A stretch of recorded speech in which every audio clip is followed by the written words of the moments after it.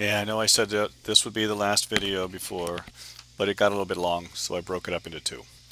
So this is the last video, and it starts at step 35 in part two. We're going to do a use a network analyst to calculate a walk shed, a 1 mile, 2 mile, 3 mile walk shed away from your house. And this is one where you also need to be signed in and for it to work properly, because we're going to be using a network that's not one of our own. We could create one, we can bring in some roads and use it as a network, but I always recommend using the one that ESRI provides online because it's going to be more up to date. They keep it up to date because other businesses like UPS and other delivery people use this data and they need up to date roads. So we're going to click on analysis, and we don't need to click on the red toolbox because the network analyst tool is, there's a shortcut here, and we're going to use what's called a service area, and we can also generate drive time polygons, how long it would take to drive from point to point. But down here you can see our network data source is an online data source, and we have to be signed in to use it. So remember, be logged in. Okay, click that and create a new service area. It takes a moment.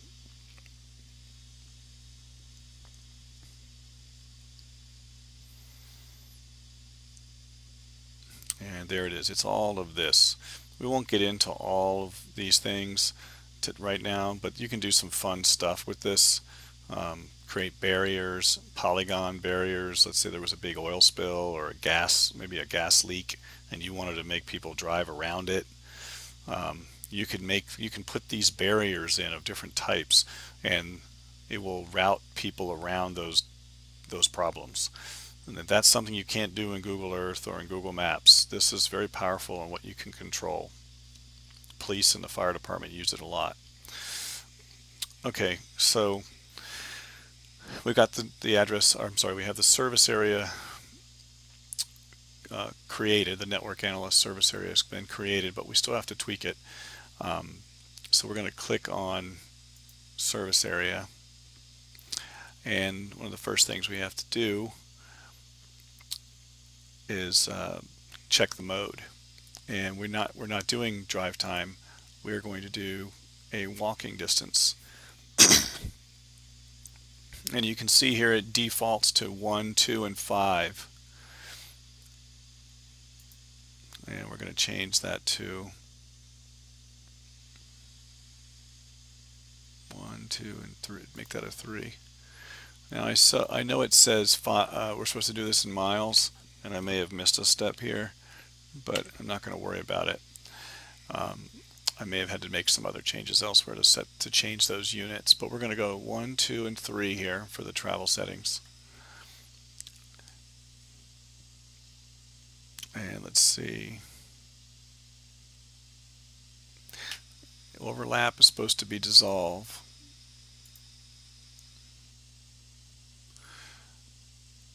Change the overlap dissolve, and then we just run it. And the run is over here, top left.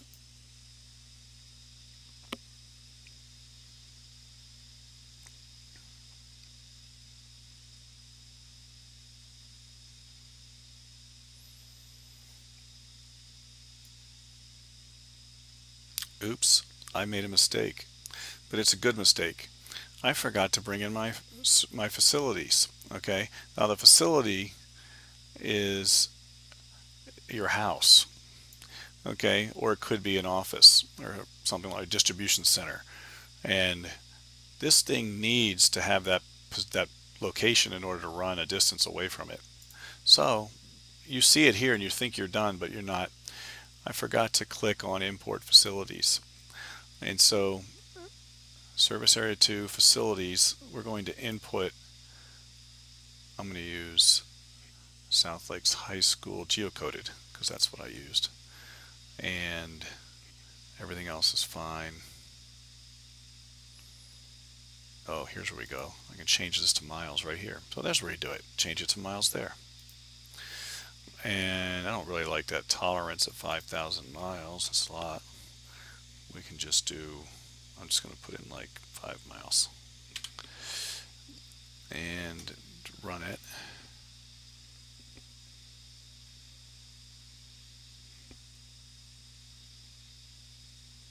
Okay, it finished. And now that's finished. Now we can go to here and run this.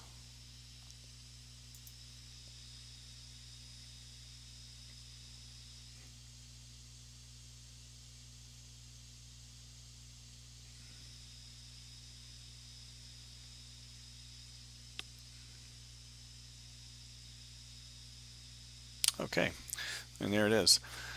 And once you get this done, you'll notice it looks much different than a buffer. It's lumpy, and it's gotten farther in some places and less far in others. It's not like a buffer where it's as the bird flies. It's not circular.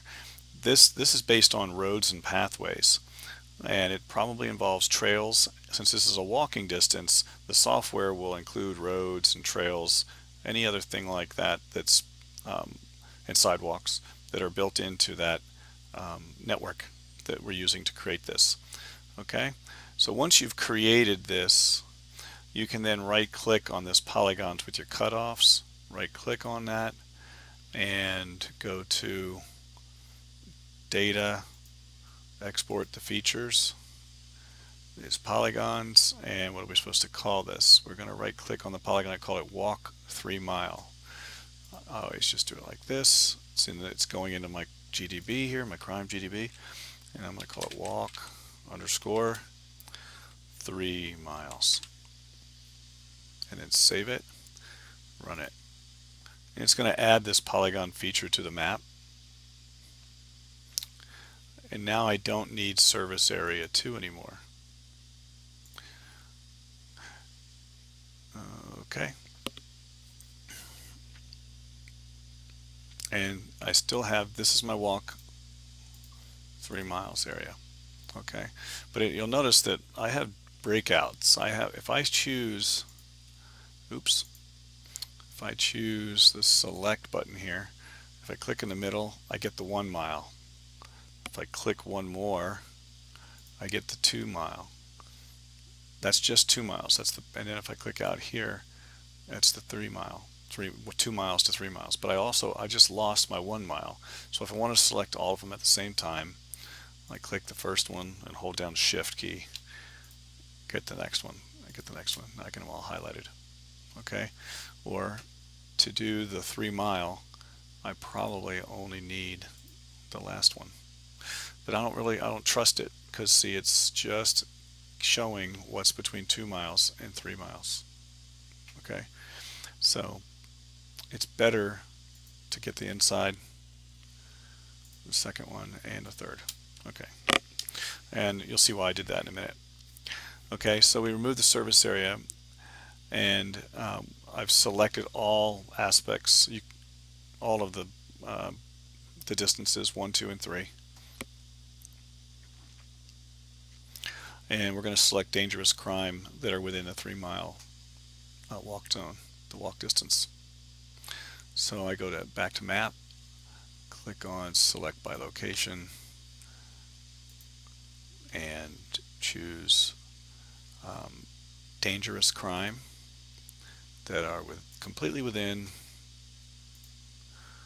You could also use intersect, but I just like using completely within. Walk 3 mile. We don't need to do search distance because we're using a feature to do the selecting. And run it. And you should notice that these inner dots get highlighted. And now we export them as 3 mile crime. So right click on dangerous crime, and it's only going to export the ones that we've selected. And we're going to call this one 3 mile crime. Okay, save it, run it. And there's 3 Mile Crime up there. And we can now turn off dangerous crime, and all that's left are the dots inside of our 3 mile walk distance. I'm going to go ahead and unselect everything. There we go.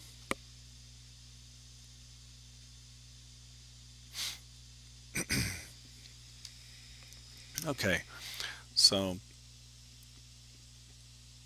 we're going to open up the table now, open up the attribute table for these crimes, and we're going to do the summary of 3 Mile Crime. So we right click on event description for the 3 Mile Crime and choose summarize. The field, I think we can just leave it at that, and let's see, is that the name we're going to use? 3 Mile Crime and summary of 3 Mile Crime, I'm sorry. So the output table is going to be called summary 3 Mile Crime.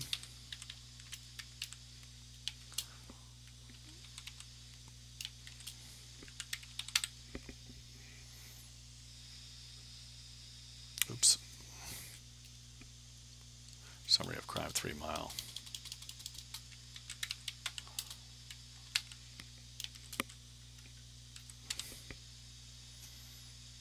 Save it.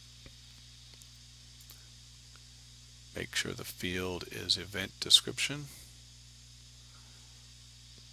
and ready to run it. It will appear at the bottom.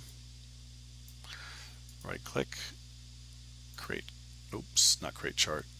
I just want to open it. Okay, so there's all these are the crimes. Wow, look at that. Narcotics. 719 narcotics events within 3 miles of South Lakes High School. That's a big number. Now again, that's from 2008 to 2019, but still, look at the relative to the other crimes, it's much higher. All right.